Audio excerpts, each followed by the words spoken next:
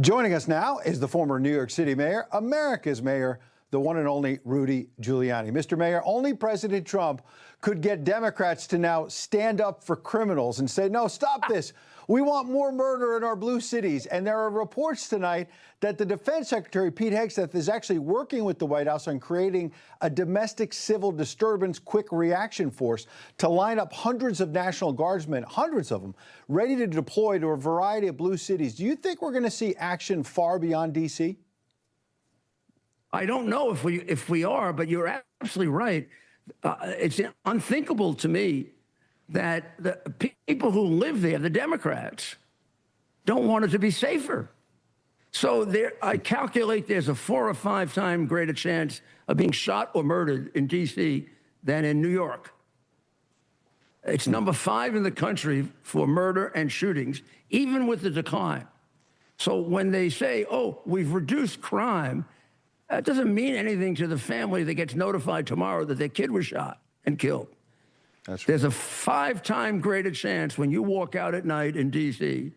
that somebody will shoot and kill you than in New York City. It's unbelievable. My son is 24. And that is, so let's take all the other crimes, and roughly the same thing is true. Some worse, some a little better. It's the 5th most dangerous city in the country. So it's most of the rest of the country. Yeah, I wanted to tell you, pardon me, my son is 24, and he's had literal crackheads follow him into his apartment building, into the metro there. Thankfully, he hasn't been hurt, but he's had friends carjacked and all the rest of it, and they want to tell us that it's a safe city. You know something about this. When you first took over and were elected in 1993, crime was obviously rampant in New York City, almost 2,000 murders, as you know. We got the numbers, one of the highest annual totals in the city's history. Robberies, rapes, unprecedented levels. Crack cocaine epidemic was fueling all this gang violence. By the time you left office, I don't need to tell you, overall crime down over 50%, murder down 66%, shootings down 72%. Are we now seeing the modern day version of a need for the broken windows theory that you implemented to bring all those numbers down? Is the president now maybe going to do this in D.C. and other cities? Yeah, it needs the broken windows theory, which is to pay attention to small things as well as big things. And number 2, the CompStat program that measures crime very scientifically, very accurately. And the response to crime is a response based on prior crimes and not on politics or instinct and also it disciplines your police department to start thinking about reducing crime, not just making arrests. The big revolution that I created in the New York Police Department was we used to measure success by an arrest. Well, an arrest is a failure because the crime has already taken place. The real goal is to reduce crime. And the CompStat program, by measuring crime, can show you where you're reducing crime, where you're not, and where you're not, it starts to raise the questions as to why.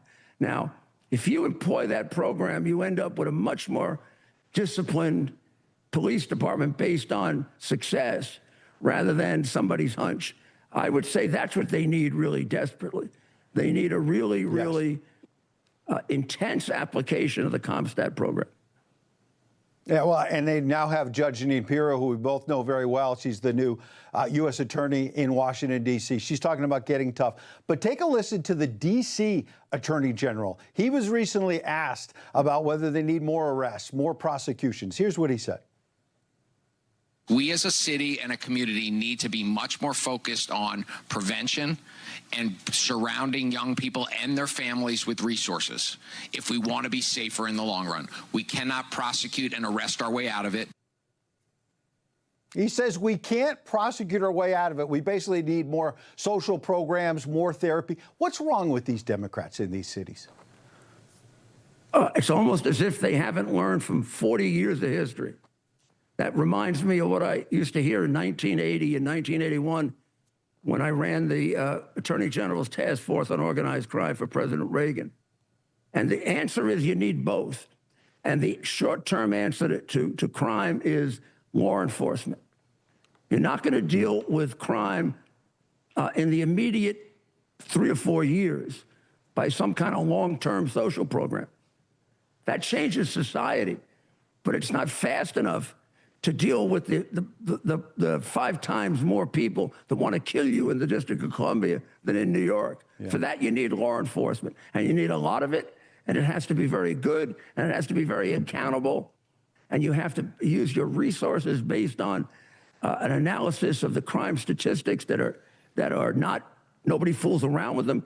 When Brandon and I first introduced CompStat, we had to actually fire police officers who were cheating because it was so important that we get the right statistics. And it took a year, but in the first year, we brought crime down by 12, 15%. So if you introduce, I did this in Medellin, Colombia, and brought crime down 57%. So I've done this all over the world. Incredible. It works. It works if you're honest about it. Well, last thing then, Mr. Mayor, we know it works. I got 15 seconds. Could the city we love actually elect a socialist in Zoran Mamdani who wants to defund the police?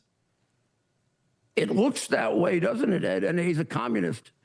He's an out-and-out communist, 100%.